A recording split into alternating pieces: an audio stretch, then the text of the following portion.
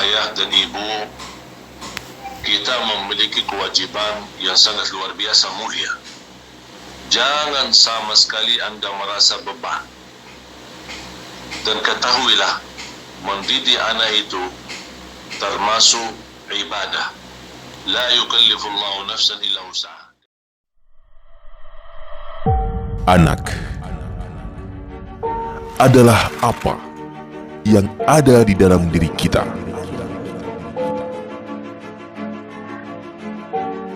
Anak akan melakukan apa yang kita lakukan.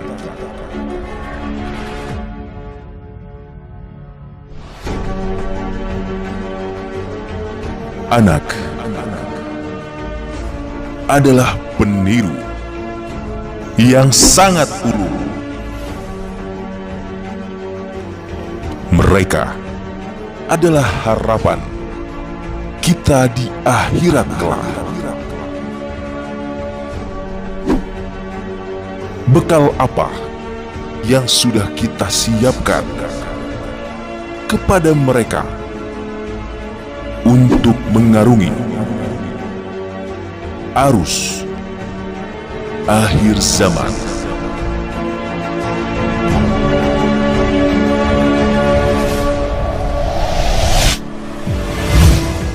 PT Tiga Rasa Satria Smart Family Division mengajak ayah bunda mempersiapkan bekal buat buah hati tercinta.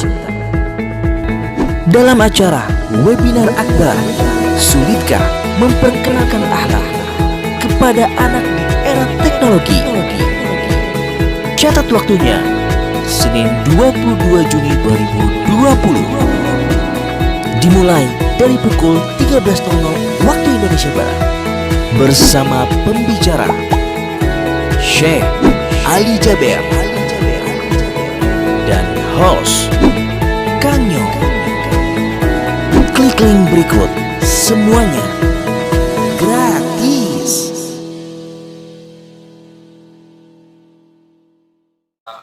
Sang anak ini bisa meniru dan mengikuti bahasa ibu karena ibu yang selalu mendampingi anak.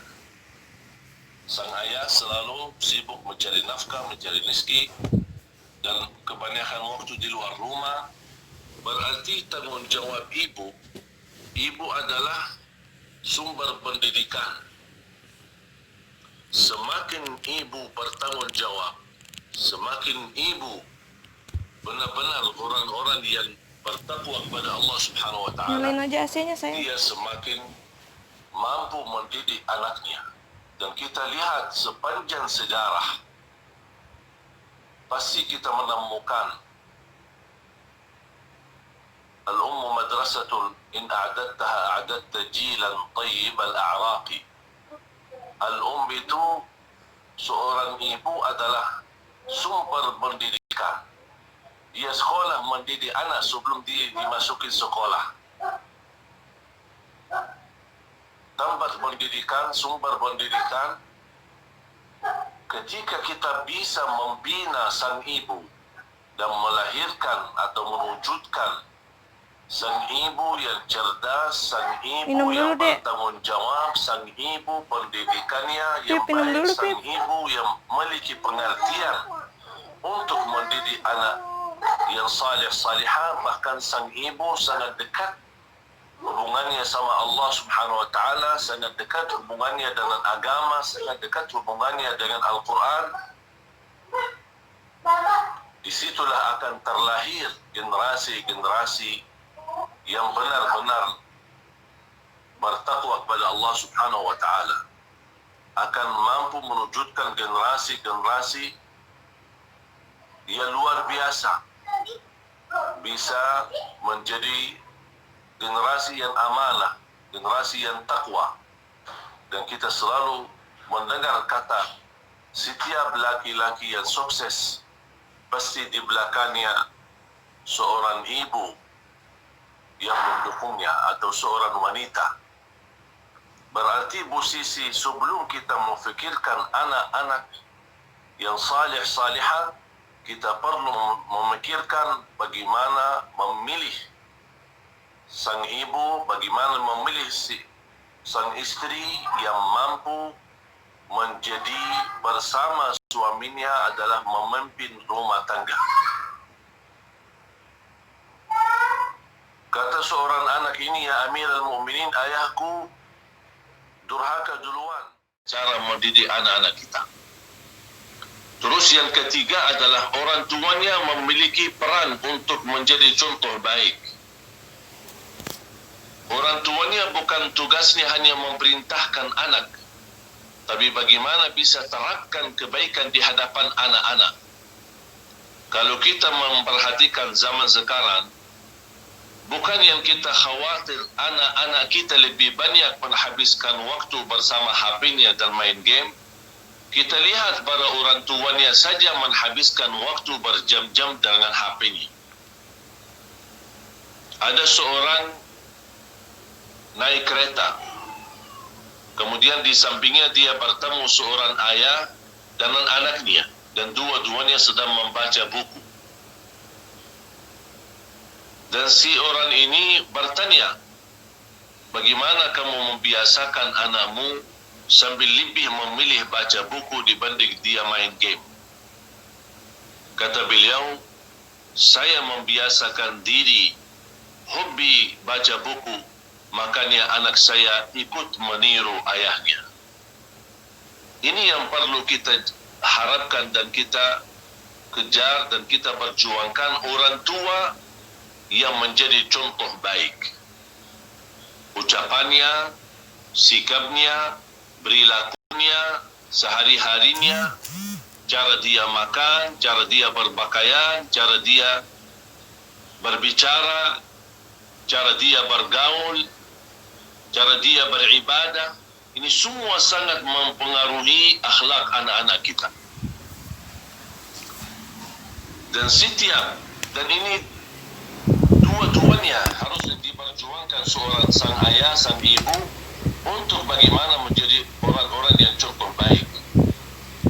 Dan kita bisa banyak belajar dari Rasulullah SAW bagaimana mendidik Siti Fatimah sampai menjadi anak yang tercinta Rasulullah SAW. Kita melihat para sahabat, kita melihat para ulama. Walaupun kita sudah memperjuangkan segala upaya dan ikhtiar, tetapi kita masih melihat anak-anak kita belum sesuai impian kita, belum sesuai cita-cita kita, itu nanti menjadi ujian bagi kita.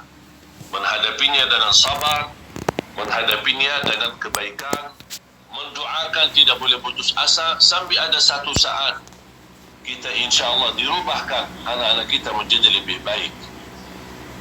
Karena doa ini adalah senjata bagi orang mukmin. Doa ini yang mampu merubah nasib kita. Doa ini yang mampu membawakan nasib yang baik untuk keturunan kita. Jemaah sekalian dimuliakan Allah Subhanahu wa taala. Saya pernah memperhatikan seorang ibu saat di rumah sakit, di ruangan tunggu, di tempat terbuka, cukup ramai, dan saya memperhatikan sang ibu ini lagi bersama anaknya, dan anaknya cukup aktif, jalan di ruangan sana sini, bolak-balik, sampai dia datang ke ibunya berkali-kali dan meminta permen karet. Kemudian ibu kasih. Namanya sang anak ini, namanya anak-anak kadang-kadang suka makan permen hanya sedikit-sedikit terus kemudian buang. Kemudian datang lagi, minta lagi sama ibu. Ibu karena dia lagi sibuk, asik ngobrol bersama orang-orang yang ada di sampingnya, dia dikasih lagi permen itu. Anak pun sama, makan sedikit kemudian buang di mana, balik lagi, minta sama ibunya. Nanti akhirnya ibunya berkata, nah, permen karet ini tidak baik, nanti sakit gigi. Di saat ibu berbicara itu, ibu sendiri lagi makan permen karet. Itu tidak baik anak. Nanti sakit gigi nak. Jadi sekarang terjadi tantangan di pikiran anak kita. Gimana ibu berkata permen itu tidak baik bagi saya, tidak baik bagi gigi saya, bisa sakit, sedang ibu sendiri yang memakan. Ini yang harus kita berhati-hati. Anak kita sangat-sangat mempengaruhi dan meniru orang tuanya. Hati-hati ucapannya, hati-hati sikapnya, amarahannya jangan ditunjukkan kepada di hadapan anak-anak. Kalau ada khilaf bersama istrinya, ditunjukkan kepada anak-anak, di depan anak-anak. Kemudian kita harus juga berhati dalam perilaku kita sehari-hari. Disitulah memang tantangannya dan beban bagi orang tuanya yang harus waspada dan selalu dia memperhatikan perilakunya sehari-hari. Kenapa? Karena apa yang dia lakukan adalah menjadi sesuatu pandangan bagi anak-anak kita. Karena anak kita di masa kecilnya dia lebih pandangan mata lebih terpengaruhi daripada pendengaran. Dia tidak banyak pendengar daripada melihat. Dia bisa melihat bagaimana sikap ayahnya, bagaimana hari-harinya, bagaimana berpakaiannya, bagaimana cara makannya, bagaimana cara minumnya, bagaimana cara menyambut tamunya. Sambil dia, selain dia menjadi contoh baik, di samping itu dia selalu mendekatkan dirinya pada Allah Subhanahu wa taala, memohon selalu kepada Allah Subhanahu wa taala, sekaligus dia memimpin anaknya bukan hanya melalui perilaku dan perbuatan, tapi juga menyampaikan kata-kata nasihat. Jemaah sekalian dimuliakan Allah Subhanahu wa taala.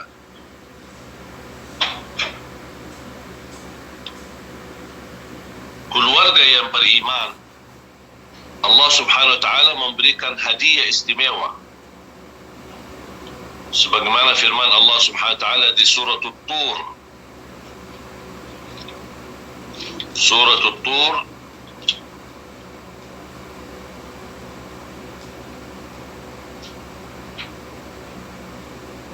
di ayat 21, Allah Subhanahu wa taala berfirman, A'udzu billahi minasyaitonir rajim.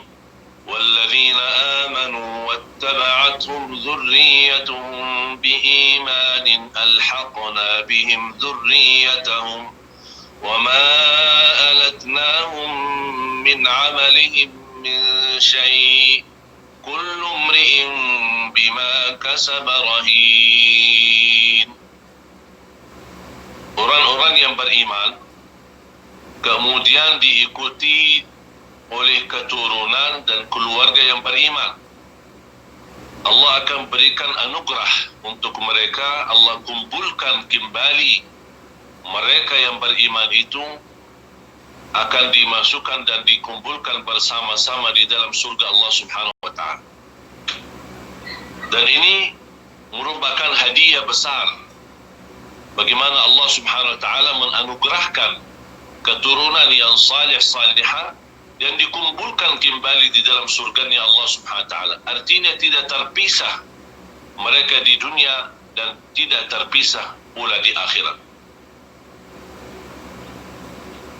Termasuk yang diharapkan dan dicita-citakan oleh para orang tua, bagaimana memiliki keturunan anak saleh-salihah penghafal Al-Quran. Siapa sih yang tidak mau memiliki anak penghafal Al-Quran? Siapa sih tidak mau memiliki anak yang bisa membanggakan kita di hadapan Allah Subhanahu wa taala? Siapa yang tidak mau memiliki anak yang mulia di mata Allah dan mulia di mata manusia? Tertanam cintaan Al-Quran itu bagaimana cintaan Al-Quran di hati sang ayah dan sang ibu. Saya memperhatikan Saya memiliki orang tuanya awam. Orang tua saya bukan ulama besar. Ibu saya bukan orang pendidikan. Bahkan sampai usia 40 tahun masih buta huruf, tidak bisa baca Quran. Ayah saya pendidikannya hanya kelas 3 SD, tetapi budaya mereka tertanam cintaan, tertanam kebaikan, tertanam melalui pendidikan keluarga besarnya menjadi orang yang bertanggung jawab. Makanya ayah selalu menanamkan, bahkan menjadi contoh baik. Saya banyak belajar dari perilaku ayah. Walaupun ayah tidak banyak berbicara dan tidak terlalu banyak memberikan nasihat, tapi ketika beliau berbicara dan memberikan nasihat sangat-sangat berkesan.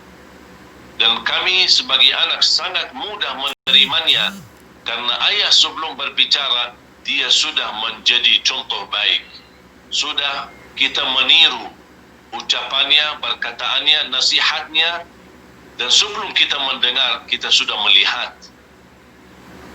Makanya beliau alhamdulillah memiliki keturunan dan keluarga besar. 13 anak, laki-laki dan perempuan. Dan alhamdulillah ada 10 penghafal Al-Quran 30 juz. Dan alhamdulillah hadir di Indonesia, semuanya lahir di kota Madinah, dan hadir di Indonesia adik-adik saya kurang lebih 7 yang bisa membantu dan mendampingi saya dalam program dakwah, dalam program sosial, dalam program pendidikan. Dan insyaAllah tunggu tidak lama lagi kita akan membina seminar khususnya untuk calon suami istri, bagaimana menjadi suami yang baik, bagaimana menjadi istri yang baik, bagaimana bisa mereka berdua membangun rumah tangga yang sakinah wa rahmah. Dan di antaranya di dalam pelajaran itu adalah bagaimana cara kita mendidik anak-anak kita supaya menjadi anak yang saleh-salihah. Dan saya mengambil pelajaran banyak daripada ayah saya. Ayah saya tidak pernah ada henti-hentinya untuk memperhatikan Al-Quran. Tidak pernah hampir 50 tahun salat berjamaah di Masjid Nabawi. Tidak pernah tinggalkan puasa Isnin Kamis, apapun keadaannya. Tidak pernah meninggalkan membaca Al-Quran. Tidak sampai 1 minggu, pasti sudah khatam Al-Quran 30 juz dalam membaca tilawah. Kemudian saya melihat bagaimana cara ayah saya bersilaturrahim. Saya banyak mendapatkan pelajaran begitu luar biasa perhatian ayah saya kepada keluarga besarnya. Silaturrahim, kunjungan ke rumah mereka, keluarga besar, telefon-teleponan yang posisinya jauh. Bagaimana memberi perhatian ketika berbagi sedekah, bagaimana dia beramal, bagaimana dia ziarah Baqi' di Madinah, bagaimana dia membantu melayani anak yatim, orang miskin. Jadi sehari-hari perilaku ayah itu tertanam kepada diri kita adalah segala kebaikan yang kita sekarang melaksanakannya dan membanggakan orang tuanya. Dan saya pernah bertanya kepada ayah, apakah ridha kepada kami sebagai anak? Ayah saya meneteskan air mata dan dia berkata, alhamdulillah, Allah berikan kepada saya anugerah dan anak-anak yang salih-salihah. Ini merupakan hadiah besar. Makanya jamaah sekalian yang dimuliakan Allah Subhanahu wa taala, kita perlu sebagai orang tua, perlu kita sendiri banyak belajar agar kita mampu membangun, insya-Allah, bukan hanya membangun keluarga, tetapi membangun generasi-generasi yang insya-Allah akan mampu membangun negeri kita Indonesia. Karena menurut saya kemakmuran satu negeri itu kembali kepada kemakmuran rumah tangga. Semakin rumah tangga makmur, anak salih-salihah, insya-Allah semakin negeri kita akan maju, makmur, berkah, baldatun tayyibatun wa rabbun ghafur. Rasulullah sallallahu alaihi wasallam menjelaskan al-mu'minul qawi khairun wa ahabbu ila Allah min al-mu'min al-dha'if, sebagaimana di hadis yang sahih, mukmin yang kuat lebih mulia di sisi Allah daripada mukmin yang lemah. Kuat iman, kuat harta, kuat kesehatannya, kuat perilakunya, kuat dengan keluarganya, kuat akhlaknya. Ini semua sangat dibutuhkan kekuatan dalam kehidupan kita agar kita mampu membina anak di zaman, jangankan zaman teknologi yang begitu terbuka dan bebas, tapi pula di zaman kerusakan akhlak dan juga rajalela dimanapun kita melihat kerusakan akhlak, kita harus benar-benar berhati dan yang melindungi anak-anak kita dari pengaruhan akhlak yang rusak yang begitu banyak, termasuk di kalangan anak-anak kita, adalah doa kita. Dan juga selalu kita memperhatikan. Kita sebagai orang tua harus tahu dan kenal siapa teman-teman anak kita. Harus kita tahu dan kenal apa pelajaran anak-anak kita. Harus tahu dan kenal apa yang dipermainkan oleh anak kita di dalam HP-nya. Bukan yang saya maksud untuk menguasai anak kita 24 jam, tapi kita harus waspada dan harus berhati-hati dan harus kita mendekati sang anak. Di zaman sekarang tidak bisa bermain berintah dengan anak kita, tapi jadilah sahabat bersama anak kita. Apalagi di usia-usia pemuda-pemudi yang sudah balik, kita menghadapi tantangan, banyak kemauannya, banyak sikapnya, banyak perubahan akhlaknya. Mungkin banyak keluhan jamaah, anak kita susah menghafal Al-Quran, anak kita susah mengerti, anak susah untuk melaksanakan salat. Ini semua tantangan yang kita hadapi. Kita butuh kesabaran dan juga butuh kita menjadi sahabat baik, sahabat dekat dengan anak-anak kita. Bukan hanya sebatas perintah atau sebatas kita larang anak-anak kita, jangan ini, harus begini, harus begitu. Jangan kita haruskan kepada anak kita sesuatu yang belum dia terbiasa memandangnya atau melihatnya kepada ayahnya dan kepada ibunya. Jamaah sekalian dimuliakan Allah Subhanahu wa taala, keluarga besar Al-Qalam dan 3 raksa yang saya cintai. Kata terakhir, kita bisa memperhatikan bagaimana kisah Nabi Ibrahim bersama anaknya Nabi Ismail.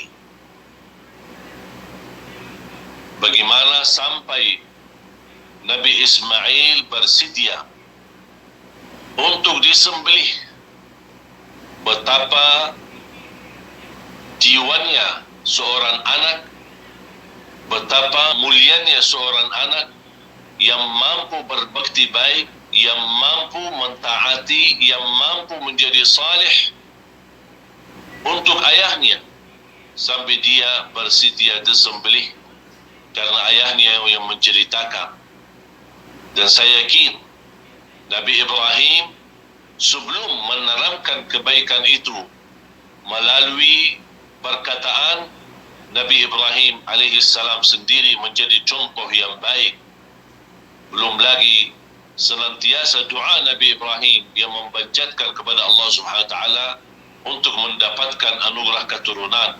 Sampai usia 80 tahun baru Nabi Ibrahim mendapatkan keturunan. Cuba bayangkan, sampai usia tua Nabi Ibrahim baru mendapatkan sang anak, dan anak itu pun bisa menjadi anak saleh salihah, bahkan menjadi nabi di sisi Allah Subhanahu wa taala.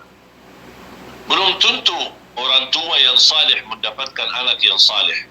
Nabi Nuh, nabi yang mulia, tapi mendapatkan anak yang durhaka dan tidak mau bertaat kepada Allah Subhanahu wa taala. Sampai di saat ayahnya ingin selamatkan anaknya dari bencana banjir yang begitu amat besar. Ayo sang anak naik di atas kapal agar kamu selamat. Kata anak, saya tidak mau wahai ayah, saya akan naik di atas gunung dan yang paling tinggi di puncaknya gunung agar saya bisa selamat dari bencana banjir itu. Kata Nabi Nuh, la asima al-yawma min amrillahi illa man rahim. Tidak ada yang bisa diselamatkan oleh Allah Subhanahu Wa Taala kecuali orang-orang yang beriman. Di masa itu, cuba bayangkan betapa Nabi Nuh sedih dan memperhatikan anaknya sendiri tidak mau mengikuti kepada perjuangan ayahnya. Belum tentu seorang ayah yang buruk akhlaknya, yang buruk perilakunya, bahkan tidak beriman, belum tentu bisa mendapatkan anak yang buruk, bahkan bisa sebaliknya mendapatkan keturunan yang saleh. Seperti Abu Jahal memiliki seorang sang anak namanya Ikrimah radhiyallahu anhu wa ardah, menjadi sang sahabat yang bisa memperjuangkan agama bersama Nabi Muhammad sallallahu alaihi wasallam. Makanya jemaah sekalian, jangan hanya kita mengharapkan karena kesalehan kita langsung bisa mendapatkan keturunan yang saleh salihah, atau keburukan kita bisa langsung mendapatkan keturunan yang buruk, tetapi perilaku kita menjadi contoh baik, uswatun hasanah. Laqad kana lakum fi Rasulillahi uswatun hasanah. Bagi kami adalah uswah, teladan yang baik Nabi Muhammad SAW.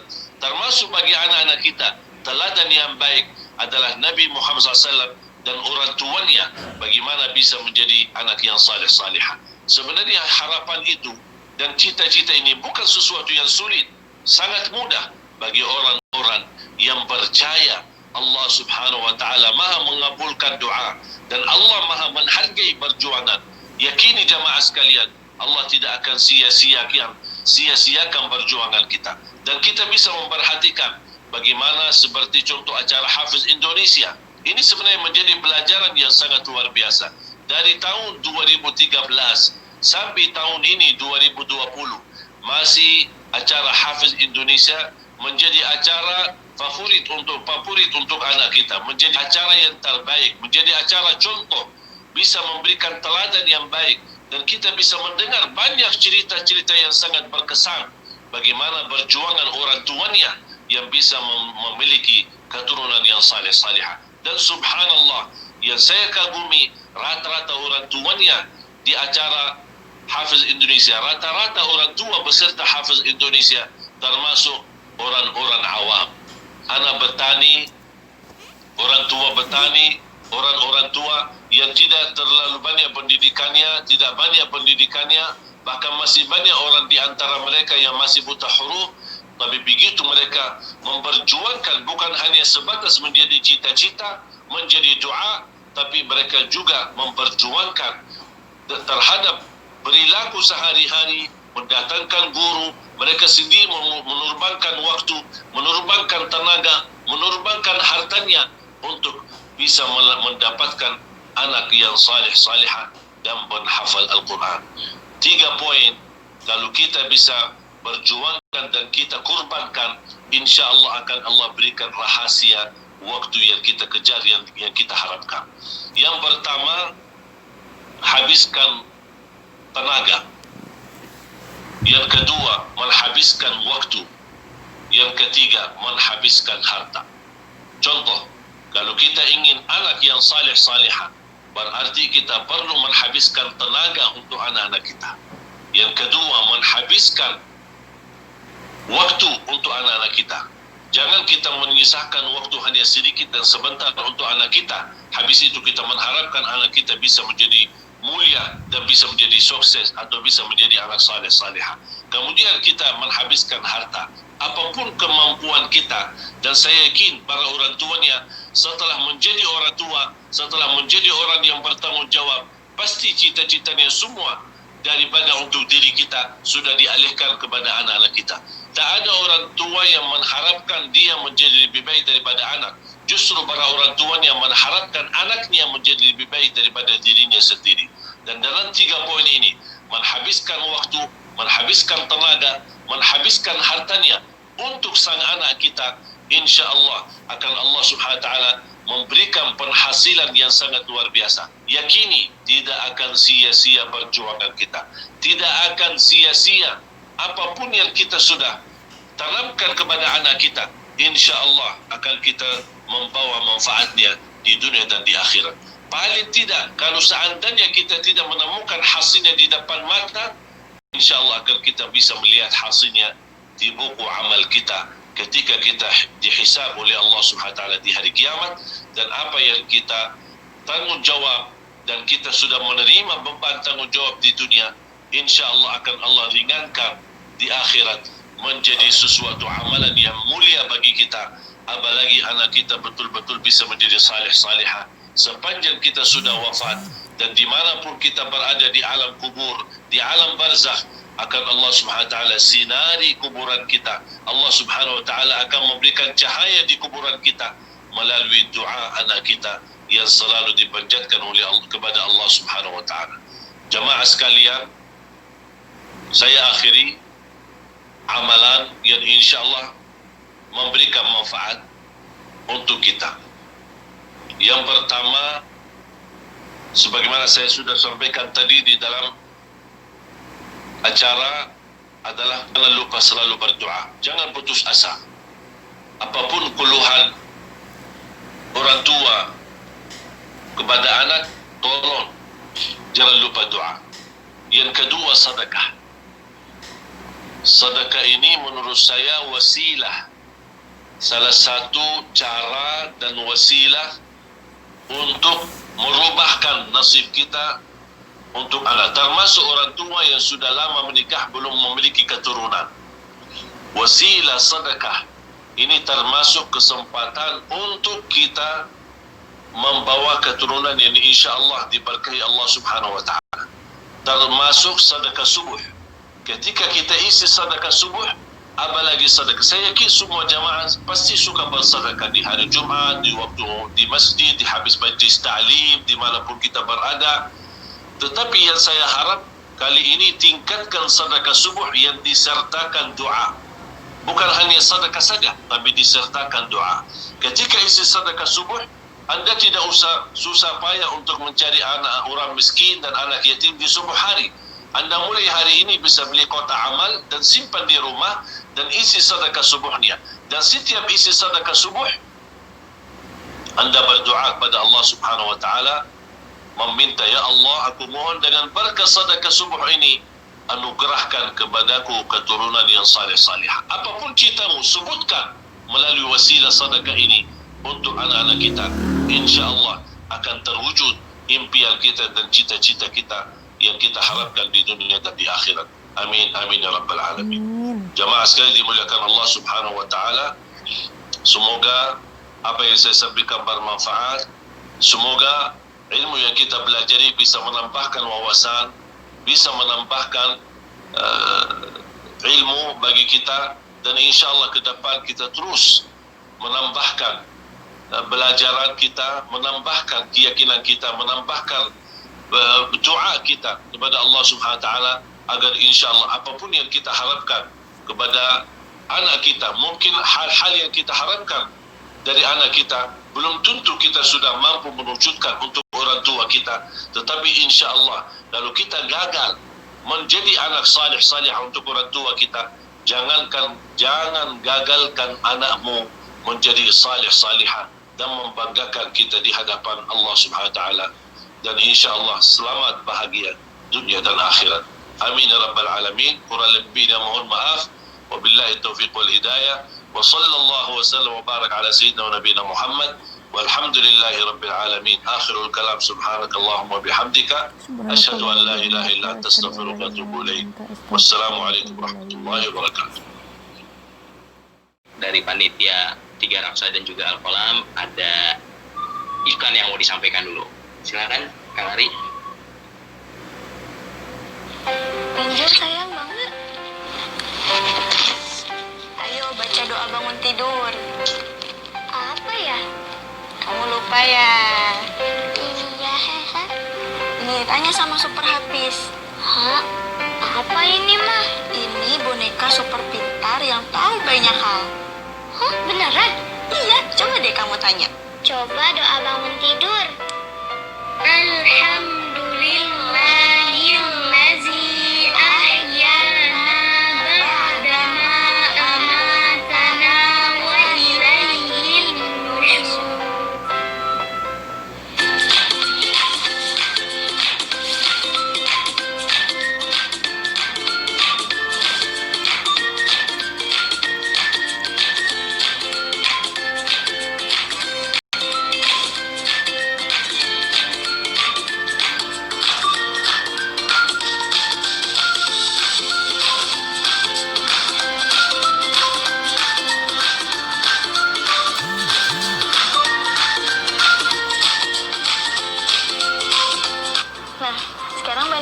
beresin kamar kamu yuk.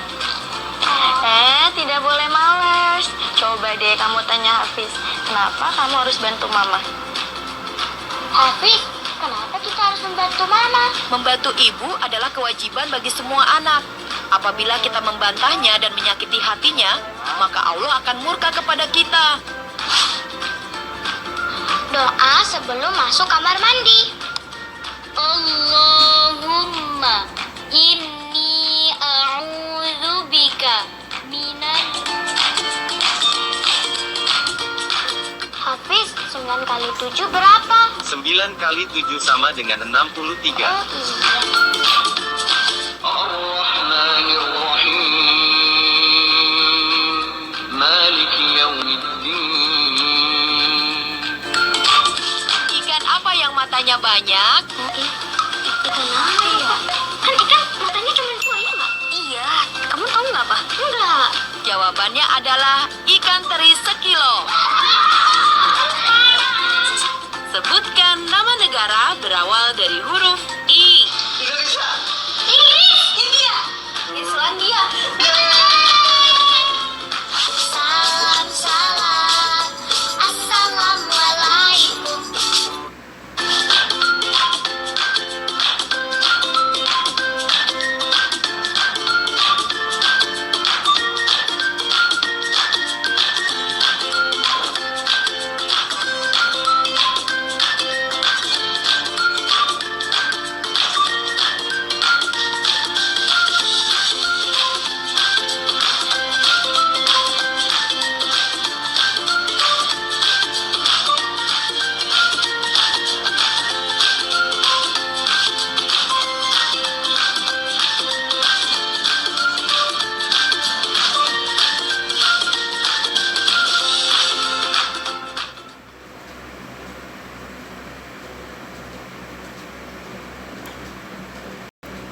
Nah, assalamualaikum warahmatullahi wabarakatuh. Baik, keren kan? Tadi ada dari Super Hafiz. Nah, Super Hafiz ini kebetulan ada di saya, ya. Ini media yang tepat sekali di era teknologi saat ini. Super Hafiz ini ada apa aja sih di dalamnya? Oke, Kang Ari bisa dibantu. Nah, Super Hafiz ini sangat cocok sekali buat di era teknologi. Ada murotal Al-Quran. Dia ada 2 jenis ya, sebenarnya ada offline dan juga online. Ada murotal Al-Quran, ada sirah nabawi, ada pengenalan ibadah, doa-doa, ngobrol ya. Kemudian kamus Indonesia Inggris, kepribadian. Dan untuk fitur online-nya, ini dia bisa ada fitur artificial teknologi, artinya dia bisa ngobrol nih sama manusia nih, sama kita nih. Kita coba ya. Assalamualaikum Hafiz. Nah, ini tepat sekali, baik sekali buat teman-teman, buat menemani si kecil ya. Waalaikumsalam warahmatullahi wabarakatuh. Nah, coba kita tanyakan kisah sahabat ya. Hafiz, ceritakan kisah Utsman bin Affan. Udah, tinggal goreng telur. Baik teman, kamu mau cerita bagian keberapa? Bagian pertama. Dikasih mainan misal A, tidak lama dia sudah mau pindah atau mau buat cari mainan lagi. Makanya kita harus memanfaatkan permainan itu. Kita sudah menyediakan beberapa fasilitas dan beberapa mainan yang bisa menghiburkan anak kita sekaligus bisa menjadi pelajaran buat anak-anak kita. Jangan membiasakan anak kita, apalagi kalau terlalu lama di rumah, jangan membiasakan dengan aktivitas rutin. Hari ini sama seperti kemarin, sama seperti yang kemarin dan sebelumnya, dan ini sangat membosankan. Jangan membosankan anak-anak kita. Kita sebagai orang tua dan sudah dewasa, pasti kita bosan dengan kita duduk di rumah, diam di rumah. Kita merasa ingin merubahkan suasana, ingin merubahkan, menghiburkan diri kita. Kita aja yang sudah dewasa aja merasa bosan, apalagi anak-anak kita. Makanya jangan sampai anak kita bosan. Nanti dia keluhannya, dia ingin bermain bersama temannya, dia ingin bisa kita banyak memanfaatkan hari-hari libur kita atau hari-hari diam di rumah. Kita harus memanfaatkan dengan berbagai macam mainan yang bisa merubahkan suasana di dalam rumah hari ini, dan dia tahu besok bisa lebih baik, besok bisa lebih baik, dan seterusnya. Contoh sederhana, saya punya jadwal. Ada nggak contoh jadwal? Saya punya jadwal, mungkin mudah-mudahan bisa ditiru. Semacam table. Apa namanya? Semacam table. Ini saya sebenarnya bikin setiap hari. Ada makan, kemudian ada masuk kamar mandi, sikat gigi, berpakaian, kemudian minum air, ada cerita-cerita, kemudian memeluk orang tua. Ini setiap hari. Kemudian bagaimana mematikan lampu ketika mau tidur. Dan ini sebenarnya saya tanamkan kepada anak saya. Awal-awalnya memang agak sulit karena anak kita belum terbiasa. Tetapi ketika saya sudah 1 kali dan 2 kali, anak saya sudah sendiri. Dia sendiri yang berlari, dia sendiri yang berlomba untuk mengisi kosong-kosongan ini. Dan setiap dia berhasil mengisi semuanya, saya menjanjikan diberikan hadiah untuk menghiburkan dia atau bikin sesuatu mainan. Dan ini sebenarnya sangat luar biasa mengganti kerutinan kita setiap hari untuk menjadikan anak kita bosan ya. Nah, mungkin nanti anak kasih contohnya. Ini ada sedikit bahasa Arabnya. Tapi saya membuat seperti ini supaya tertanam anak kita memiliki tujuan.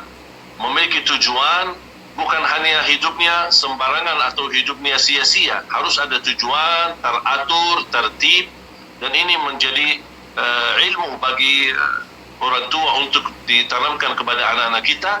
InsyaAllah melalui program seperti ini, InsyaAllah anak kita menjadi anak yang salih dan mudah teratur dan tertib. Wallahu a'lam. Masya Allah, jazakallah khair, Syekh. Syekh, ada lagi ya, kita sortir 4 pertanyaan aja ya. Syekh, mohon maaf, saya ingin bertanya jika anak sudah terlanjur berkata yang tidak baik karena faktor lingkungan, bagaimana cara agar anak itu kembali ke perbuatan yang baik, Syekh? Sementara memang dari anak ini korban broken home. Jazakallah khair, Syekh. Sebenarnya mengatasi persoalan ini sikap kita. Saya memperhatikan sikap istri saya terhadap anak ketika dia bersalah. Gak aku cobain kan Tidak sayurnya ya. pernah saya memperhatikan istri saya marah terhadap anak ketika dia bersalah. Tetapi cara memberikan pelajaran pertama, istri saya suka memeluk anak. Kemudian yang kedua, memberitahu dengan cara yang sangat halus dan tepat dengan kalimat-kalimat terpilih untuk memberikan pelajaran terhadap apa yang telah dia lakukan. Kalau ada, dan dia meniru dengan contoh, dia berikan contoh, misal kalau saya ucapkan ini kira-kira baik enggak? Jadi bisa dialog dengan tanya jawab bersama anak-anak kita supaya anak kita dia menyadarkan diri sendiri. Jadi jangan kita langsung masuk dengan kata dah boleh begini, awas, itu tidak baik. Biar anak kita sendiri yang berkata itu tidak baik, bukan kita yang berkata itu tidak baik. Bagaimana kita bisa memancing dia melalui pertanyaan? Ayo coba temanin ibu ke dapur sambil kita bikin ada sedikit kesibukan sambil kita ngobrol. Dari situ kesempatan atau saat kita makan bersama-sama kita ngobrol. Gimana makanannya, enak kan hari ini? Suka enggak? Selera kamu apa? Kalau kamu ada yang kamu suka nanti saya masakin besok misalnya. Terus saya mau tanya, kalau ada orang berkata begini gimana? Kira menurut kamu gimana itu? Jangan langsung dengan kalimat yang dia ucapkan, tapi coba bikin kata-kata yang mulai dari kata-kata yang baik, kemudian nanti kata-kata yang buruk, baru kita masuk kepada inti.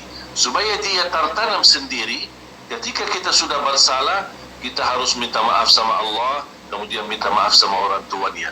Dan tidak perlu diberikan, ini kan, kamu tadi kan ucapin gini, berarti kamu salah dong, ayo minta maaf dong. Jangan begitu. supaya dia sendiri menyadarkan diri sendiri, dia sendiri yang sadar, kemudian dia sendiri yang datang tanpa dipaksa, yang minta maaf, dan kemudian dia tahu apa yang dia ucapkan memang perkataan yang salah. Wallahu a'lam. Masya Allah, jazakallah khair. Artinya kembali lagi kepada sikap kita ya. Oke. Ada lagi Syekh di sini, kita 2 pertanyaan lagi ya. Syekh, doa apa yang bisa kita amalkan untuk bisa menjadikan anak yang hatinya lembut? Kayaknya ada doa Nabi Ibrahim ya Syekh. Doa Rabbana hab lana min azwajina wa dhurriyyatina qurrata a'yun. Sedekah yang tadi saya sampaikan, sedekah subuh terutama. Karena kenapa saya milih sedekah subuh? Karena sedekah subuh termasuk sedekah yang terbaik, karena disertakan doa malaikat. Setiap waktu subuh ada malaikat tugasnya hanya mendoakan orang yang bersedekah subuh. Dan jangan lupa sedekah itu disertakan doa. Saya yakin semua suka bersedekah tapi selalu terlupa doa. Makanya doa dengan sedekah dan wasilah doa, atau doa dengan wasilah sedekah, termasuk amalan yang diterima dan dikabulkan oleh Allah Subhanahu wa taala. Allahu a'lam. Masya Allah. Dan ini pertanyaan terakhir, ini buat saya pertanyaannya cukup menarik ya. Syekh, mau tanya, kita di rumah sudah mengkondisikan anak untuk tidak terpapar godaan gadget. Kami sudah menghadirkan produk-produk dari 3 Raksa dan Al-Qalam, Super Hafiz, Hafiz Junior, Smart Hafiz. Kami hadirkan buku. Anak sudah sangat enjoy tanpa gadget. Tapi ketika main di luar rumah, teman dan saudara hampir selalu bergadget, main game maupun YouTube. Bagaimana menghadapinya? Sementara tidak mungkin anak dikurung terus di rumah. Mohon bimbingan. Sebenarnya kita harus cerdas untuk mendidik anak kita di zaman bebas teknologi dan bebas bergaul, dan tidak mungkin kita merubahkan semua anak-anak yang ada di sekitar rumah kita. Kita sudah berupaya keras, berupaya kuat untuk merubah anak kita, dan anak kita lebih terpengaruhi dari anak-anak lingkungan. Menurut saya, kita harus menyampaikan permainan game atau digit seperti anak-anak yang lain kepada anak kita. Artinya jangan hanya yang diperlakukan kepada anak kita produk Al-Qalam misalnya, walaupun banyak pilihannya, tetapi kita juga sempatkan untuk permainan seperti ini supaya anak kita tidak merasa asing dibanding anak-anak tetangganya atau anak-anak di kampungnya atau pergaulannya. Bagaimana? Tapi kita harus teratur, tertib. Boleh, silahkan ini HP, silahkan main game. Mau main apa? Oh, saya suka, saya lihat teman saya main ini. Ya udah, main. Tapi saya batasi ya. Saya batasi. Saya kasih waktu 15 menit. Begitu dia berjalan main, jangan langsung habis 15 menit. Sudah, selesai. HP-nya, berhenti. Tidak bisa, sudah selesai. Bukan begitu. Tapi kalau sudah lewati 5 menit, nah, sudah lewat 5 menit ya, tinggal sisa 10 menit ya. Nanti habis 10 menit, alhamdulillah sudah 10 menit, saya masih izinkan kamu main. Saya kasih 5 menit lagi ya. Jangan nanti kita harus sepakati. Kalau kita sepakati, saya izinkan kamu lanjut. Kalau tidak sepakati, kita tidak bisa. Seperti ini cara berdialog dengan berbicara dengan anak-anak kita. Insya Allah dia akan, apa yang dia melihat di luar, dia sudah bisa memilikinya, dan dia bisa main di rumahnya sendiri. Tidak perlu dia, dan tidak akan mempengaruhi. Ya, saya sudah kemarin juga main di rumah itu. Saya juga, saya kemarin menang, saya dapat juara, saya dapat bisa sukses, saya bisa berhasil melalui permainan seperti ini. Jadi cara kita menggauli anak-anak kita, jangan membiarkan anak kita dia lebih memilih bergaul dengan orang di luar, sedangkan kita punya kesempatan bisa bergaul dengan anak kita, tapi dengan cara yang lebih matang, lebih teratur dan lebih tertib. Wallahu a'lam. Ya, Masya Allah. Jazakallah khair. Terima kasih Syekh atas jawabannya. Dan sekali lagi buat ayah bunda yang ingin berpartisipasi dalam program Sufis untuk Indonesia, artinya kita berwakaf dengan minimal bisa menembus Super Hafiznya seharga 820.000 saja. Nanti Super Hafiz tersebut kita akan kumpulkan dan kita akan wakafkan ke lembaga profesional yang membutuhkan, dan mudah-mudahan bisa membantu para anak-anak untuk bisa dengan medianya untuk bisa menjadi seorang hafiz ataupun hafizah. Syekh, jazakallah khair Syekh. Ini udah di sesi terakhir. Saya boleh minta izin untuk Syekh ada closing statement buat ayah bunda biar semangat mendidik, menciptakan akhlak di era teknologi. Ayah dan ibu, kita memiliki kewajiban yang sangat luar biasa mulia. Jangan sama sekali Anda merasa beban. Dan ketahuilah, mendidik anak itu termasuk ibadah. La yukallifullahu nafsan illa wus'aha. Dan ibadah itu di dalam Islam prinsipnya tidak ada yang membebankan kita. La yukallifullahu nafsan illa wus'aha. Fattaqullaha mastata'tum. Takwa pada Allah sesuai kemampuan. Kita tunjukkan yang terbaik sesuai kemampuan. Jangan kita merasa tetangga kita atau orang tua yang lain lebih berhasil daripada saya dan muncul rasa putus asa. Jangan berhasil bisikan syaitan yang membuat kita lemah, yang membuat kita lebih menghasudi dan iri kepada orang lain. Tapi kita harus terus semangat dan terus kita berupaya apapun kemampuan kita, sekecil apapun yang kita berikan, semampu apapun yang sangat terbatas bagi kita, insyaAllah sangat berharga di sisi Allah SWT. Mungkin kita kira perjuangan kita masih tidak ada artinya dibanding orang lain, tapi insyaAllah di sisi Allah semua sangat berarti dan semua sangat berharga. Makanya terus berjuang dan terus kita membangun generasi-generasi yang akan datang. InsyaAllah perjuangan kita menjadi amal salih dan menjadi saksi baik di hadapan Allah Subhanahu wa Ta'ala. Terima kasih, kurang lebihnya mohon maaf. Jazakumullahu khairan. Wallahu ta'ala a'lam wa sallallahu ala sayyidina wa nabiyina Muhammad wa ala alihi wa sahbihi wa sallam walhamdulillahi rabbil alamin. Akhirul kalam, subhanakallahumma wa bihamdika asyhadu an la ilaha illa anta astaghfiruka wa atubu ilaik. Jazakallahu khair Syekh atas ilmu yang sangat bermanfaat sekali, dan semoga ayah bunda bisa mendapatkan dan bisa mempraktikkan